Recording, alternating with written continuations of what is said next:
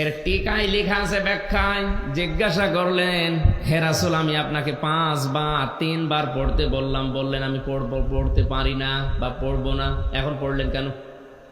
নবীজি ওই মুহূর্তে জবাব দিয়েছিলেন, জিবরাইল তুমি বারবার বলছিলে পড়ো পড়ো পড়ো, আমি কি পড়বো?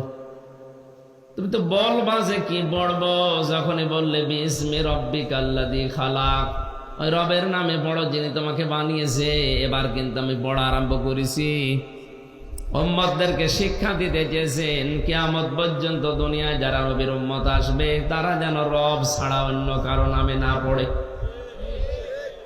৯৬% মুসলমান এই দেশে এখন রবের নামে পড়া আছে। কথা বলা লাগবে। 1 থেকে মাস্টার্স পর্যন্ত সিলেবাস কারা বানিয়েছে আমরা জানতে চাই। এখানে তো ৯৬% হিন্দু বাস করে না, ৯৬% মুসলমান বাস করে।